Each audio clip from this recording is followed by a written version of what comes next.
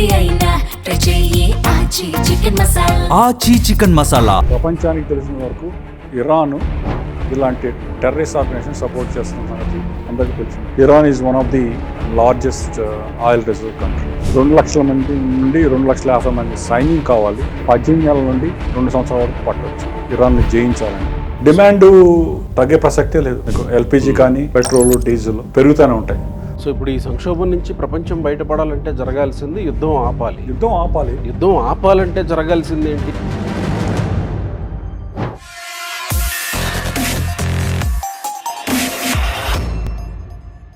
నమస్తే, తెలుగు న్యూస్కి స్వాగతం.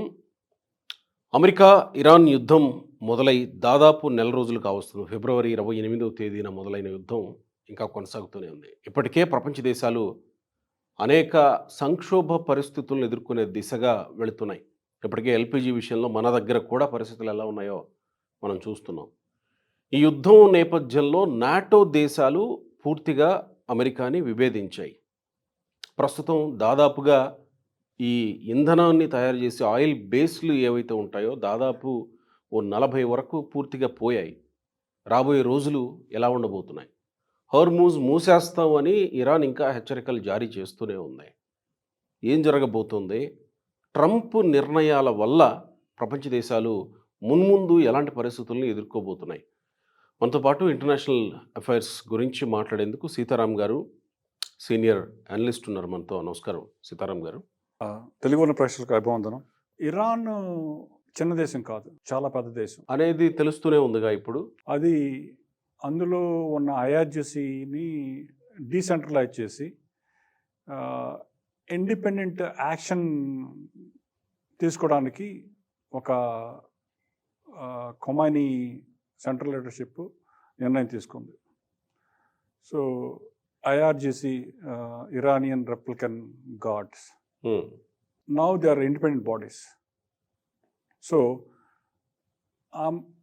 Iran missile technology, missile capabilities చాలా బాగున్నాయి. ఓకే, వాళ్ళు మొన్న డిగో గార్షియాలో ఉన్న అమెరికా స్థావరం మీద కూడా మిసైల్స్ ప్రయోగించారని వార్తను మనం తెలుసుకున్నాం. ఓకే, అంటే డిగో గార్షియా ఇరాన్ నుండి సుమారు 4,000 కిలోమీటర్లు ఉంది దూరంలో. ఇరాన్ చాలా ఈ మిసైల్స్ వలన అమెరికా బేసెస్, మధ్యప్రాచ్యంలోని అమెరికా బేసెస్ చాలా వరకు దెబ్బతిన్నాయని ఒక వదంతి. దాన్ని వెస్ట్రన్ మీడియా బయటకు రానివ్వటం లేదు ఓకే అని సోషల్ మీడియాలో కథనాలు చాలా ఉన్నాయి. ఎంతవరకు వాస్తవం అనేది అది సమయంతో పాటు బయటకు వస్తుంది. ఈ మధ్యప్రాచ్యంలో ఉన్న కొన్ని గ్యాస్ ఫీల్డ్స్ ఇరాన్ మిసైల్స్ వలన బాగా దెబ్బతిన్నాయి. వాటిని తిరిగి రీబిల్డ్ చేయడానికి కనీసం 5 సంవత్సరాలు $25-30 బిలియన్ వరకు ఖర్చు అవుతుందని ఒక వార్తా సంస్థ చాలా వరకు వెల్లడించాయి. అంటే రెండు వైపులా నష్టం జరుగుతూనే ఉంది. రెండు వైపులా నష్టం జరుగుతుంది. ఓకే, అంటే నా పాయింట్ ఏంటంటే ఇక్కడ ఈ యుద్ధం వల్ల ప్రపంచ దేశాలు సంక్షోభాన్ని ఎదుర్కోబోతున్నాయి అనేది ఒకటి కనపడుతుంది మనకి. కానీ యుద్ధం ముగిసేది ఎలా? ఎండ్ పాయింట్ ఏంటి అని? ఎండ్ పాయింట్ బేసిక్గా ఇప్పుడు ఇరాన్ ఓడిపోవడం అనేది అంత తేలికైన పని కాదు. అదేవిధంగా అమెరికా గెలవడం కూడా అంత తేలికైన పని కాదు. Okay, there is no boots on the ground. Boots on the ground ఉన్నా కానీ ఇరాన్ సుమారుగా 8 లక్షల సైన్యం ఉంది. ఓకే, దాన్ని ప్లస్ ఇరాన్ టెర్రైన్, పర్వత ప్రాంతం, దాన్ని కంట్రోల్ చేయడం అనేది అంత తేలికైన పని కాదు. పెంటగాన్ ఎస్టిమేట్ ప్రకారం 2 లక్షల మంది నుండి 2,50,000 మంది సైన్యం కావాలి. 18 నెలల నుండి 2 సంవత్సరాల వరకు పట్టవచ్చు ఇరాన్ని జయించాలంటే. అంతవరకు యుద్ధం చేయాలంటే అమెరికా ప్రతిరోజు ఒక $700 మిలియన్ ఖర్చు పెట్టాలి. War is very expensive. అవును కదా, వెరీ ఎక్స్పెన్సివ్. సో అమెరికా ఈ యుద్ధాన్ని పొడిగిస్తుందా, అంత నైతిక శక్తి ఉందా, అది కూడా రిసోర్సెస్ కూడా ఉండవు.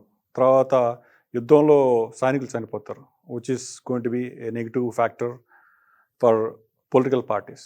సో ట్రంప్ స్టేట్మెంట్ ప్రకారం యుద్ధం త్వరలో ముగిస్తామని అంటున్నారు, కానీ ముగించడానికి ఆ గ్రౌండ్స్ కనపడలేదు. ఇరాన్ ఒప్పుకోవట్లేదు. హార్ముజ్ స్ట్రైట్లో నుండి ప్రపంచం ఆయిల్ 20% ఆయిల్ హార్ముజ్ స్ట్రైట్ నుంచి వస్తుంది. అమెరికా సన్నిహిత దేశాలకి ఓడల్ని ఇరాన్ అనుమతించట్లేదు హార్ముజ్ స్ట్రైట్ని వెళ్ళడానికి. భారత్, చైనా ఈ దేశాల ట్యాంకర్స్ కానీ షిప్స్ కానీ పర్మిషన్ వస్తున్నాయి, కానీ వార్ జోన్ నుంచి అంత త్వరగా షిప్స్ బయట రావడం అనేది అంత తేలికైన విషయం కాదు. It takes time, extra time. ఇప్పుడు నాటో కంట్రీస్ కూడా మేము మీకు సపోర్ట్ చేసే పరిస్థితి లేదు అని చెప్పేసాయి. సో ఇప్పుడు కూడా ట్రంప్ ఇంకా పోరాడతారా? అంటే it is becoming more of ago problem for the US. US నేను సూపర్ పవర్, నేను చెప్పిన మాట వినాలి, సో నేను చేసిందే రైట్ అనే ఒక అహంకారంతో యుద్ధం చేస్తున్నట్టు కనపడుతుంది. So it is more of a deadlock, nobody is backing down. So అప్పుడు జరగబోయేది ఏంటి? బేసిక్గా అప్పుడు ఐ థింక్ చరిత్రలో చూసుకుంటే ఏ యుద్ధమును పూర్తిగా విజయం సాధించి బయటికి వెళ్ళిన సందర్భాలు అమెరికాలో ఎక్కడా లేవు.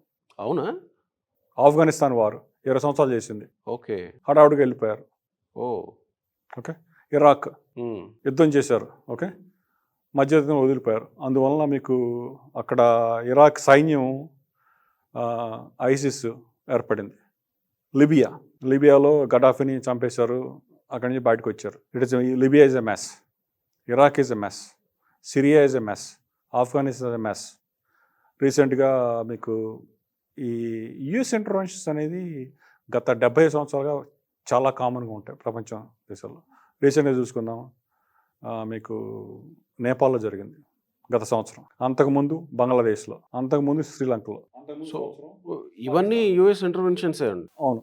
ఓకే, ఏదో జన్జీ గురించి కదా చర్చ జరిగింది ఇప్పుడు నేపాల్లో జరిగిన? కాదు, it actually they want to regime change in India also. That's not possible. ఎప్పుడు జరిగింది అది?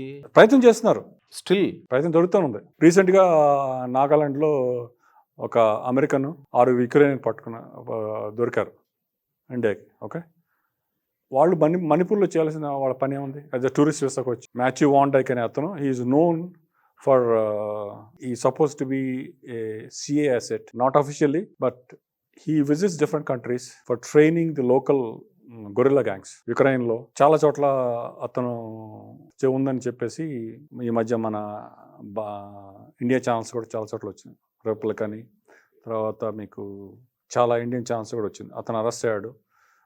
తర్వాత అమెరికా రాయబారి సెర్గియో గోర్ విదేశాంగ మంత్రితో మాట్లాడుతున్నారు ఈ విషయం గురించి, అతని రిలీజ్ గురించి అని చెప్పేసి న్యూస్లో వచ్చాయి. Okay, so in essence US wants a government that is favoring US and US policies. US doesn't like any country to be independent or having its own strategic independence. That is the bottom line. Okay, అంటే నేనేమంటానంటే ఇలా యుద్ధం కొనసాగిస్తూ పోయి US interventions చాలా జరిగాయి ఇంతకు ముందు, కానీ ఏది కూడా విజయం సాధించిన దాఖలాలు లేవు. మధ్య మార్గం ఎప్పుడో యుద్ధం అర్ధాంతరంగా ముగిస్తారు అనేది మీరు చెప్పబోతున్నదా? అది వాస్తవం. సో ఇంకా కొనసాగే అవకాశం ఉందని కూడా ముందు చెప్పారు. అంటే ఇప్పుడున్న పరిస్థితుల్లో యుద్ధం కొనసాగుతుంది. ఎంతకాలం పాటు అంటే సుమారుగా నాకు తెలిసిన వరకు ఈ సంవత్సరాంతం వరకు జరగవచ్చు. ఓకే, దీనివలన మీకు ప్రపంచంలో ఇన్ఫ్లేషను, ఆర్థిక ఇబ్బందులు ప్రతి దేశానికి ఎదుర్కొంటూ వస్తాయి. ఇదే కీలకమైన పాయింట్. మరి యుద్ధం ఇలా కొనసాగుతూ పోతే ప్రపంచం ఎదుర్కోబోయే సమస్యల్లో ప్రత్యేకంగా మన దేశం ఎదుర్కోబోయే సమస్యలు ఏంటి? మన సమస్యలు అంటే ఇప్పుడు మన దౌత్యనీతి చాలా బాగుందండి. ఓకే, మనకి ప్రస్తుతం ఆయిల్ రిజర్వ్స్ ఒక 75 రోజులు సరిపోరకు ఉంది. ఆయిల్ రిజర్వ్స్, ఎల్పిజి సుమారుగా ఒక ఒక నెల రోజుల వరకు సరిపోయేంత స్టోరేజ్ ఉంది. కానీ మన ఇండియా ప్రయత్నం చేసిన ప్రకారం ఇప్పుడు ప్రస్తుతం అమెరికా నుండి ఎల్పిజి కొంటున్నాం. అది ఒక టెక్సాస్ నుంచి ఒక ట్యాంకర్, ఎల్పిజి ట్యాంకరు ఫిబ్రవరి 14వ తేదీన బయలుదేరి నిన్ననే మంగళూరు పోర్టుకు వచ్చింది. తర్వాత మనకి ఆయిల్ కూడా రష్యా నుండి 30 మిలియన్ బ్యారల్స్ కొనడానికి అవకాశం ఏర్పడింది. మనము ఈ ఆయిల్ సప్లైని డీసెంట్రలైజేషన్ ప్రయత్నిస్తున్నాం. ఇరాన్ మీద కూడా టెంపరీగా శాంక్షన్స్ ఎత్తేసి 140 మిలియన్ బ్యారల్స్ ఆఫ్ క్రూడ్ అమ్మవచ్చు అని చెప్పేసి అమెరికా చెప్పింది. బహుశా మనం ఇరాన్ నుంచి కూడా ఆయిల్ కొనవచ్చు, క్రూడ్ ఆయిల్. మనం ప్రాసెస్ చేసి తిరిగి యూరోపియన్ కంట్రీస్కి అమ్ముతున్నాం మనం. సో బహుశా మన దౌత్యనీతి వలన మన దేశానికి ఆయిల్ పరమైన ఎక్కువగా ఇబ్బందులు ఉండకపోవచ్చు అనేది నా అభిప్రాయం. ఓకే. ఎల్పిజి అనేది 70% of LPG comes from Hormuz strait, మధ్యప్రాచ్య దేశాల నుంచి మనకు వస్తుంది. అది సప్లై తగ్గుతుంది. దానికి ప్రత్యామ్నాయంగా మనము యుఎస్ నుంచి ఇంపోర్ట్ చేసుకుంటున్నాం. కానీ we're paying higher price there. Okay.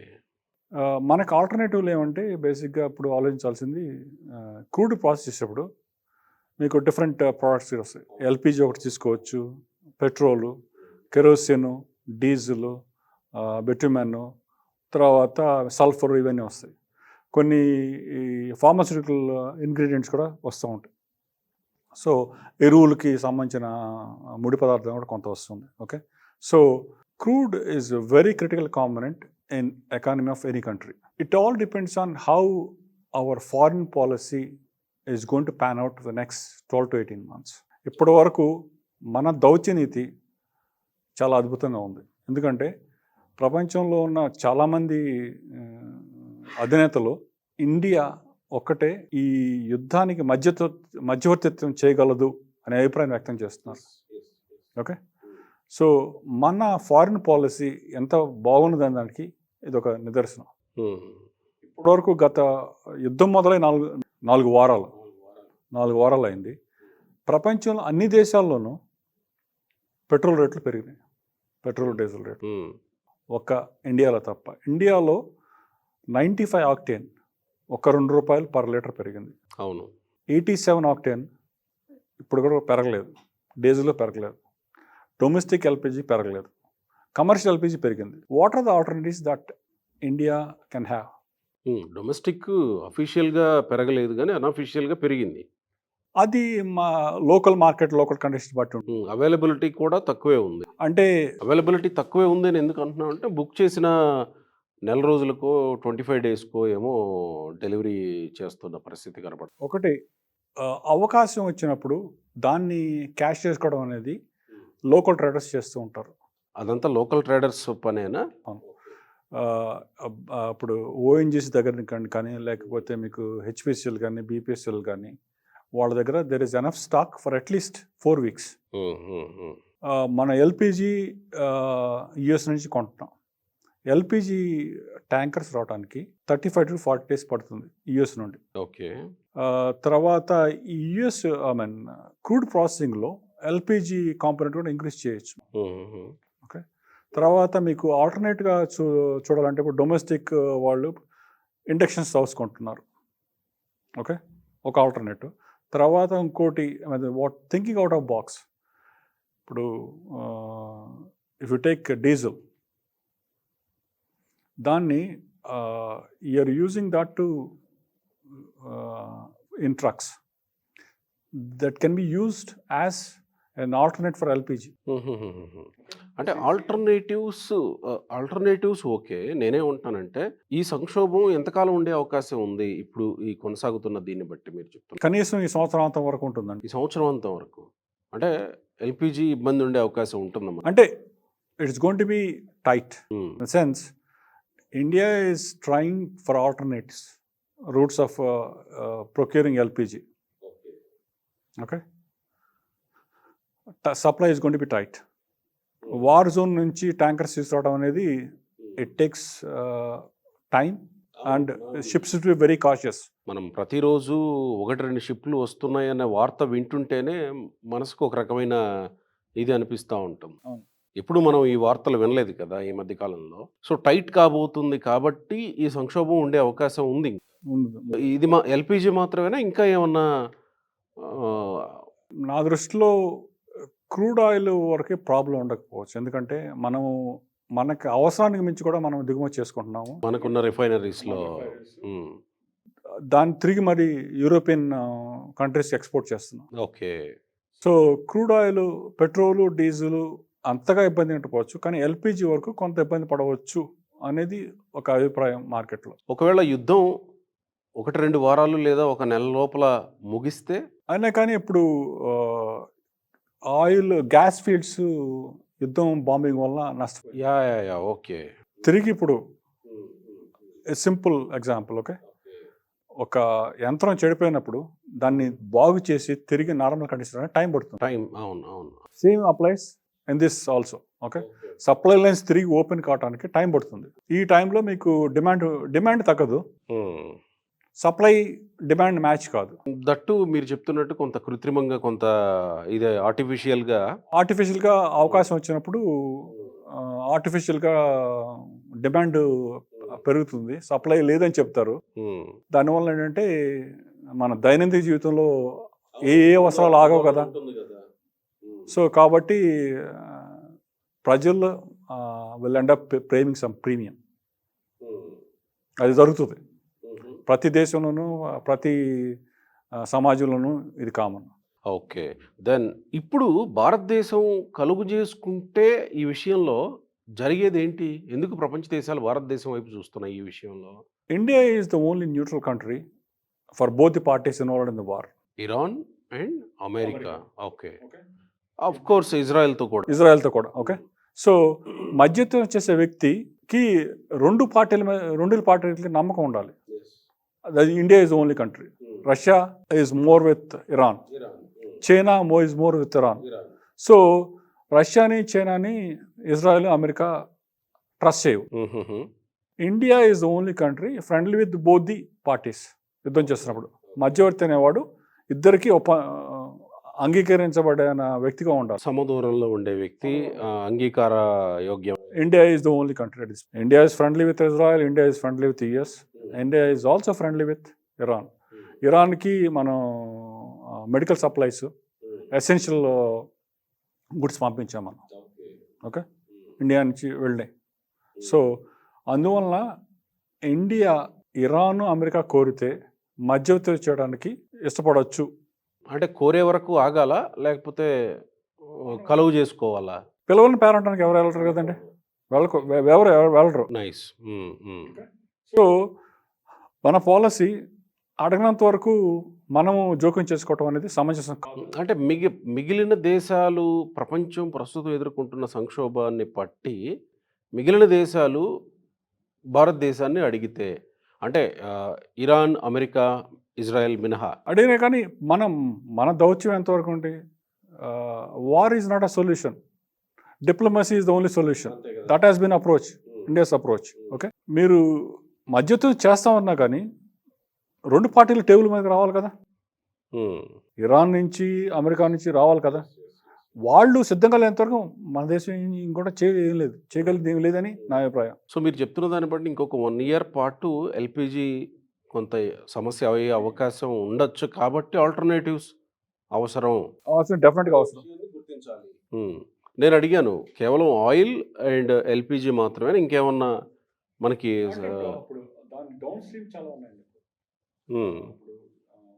ఫార్మాస్యూటికల్స్లో కావాలి, ఓకే, క్రూడ్ ఫాస్ఫేట్స్, ఎరువుల్లో కావాలి ఓకే. ఇవన్నీ బేసిక్గా it's link, it's chain process. ఈ సప్లై చైన్ అంతా డిస్టర్బ్ అవుతుంది మీకు ఓకే.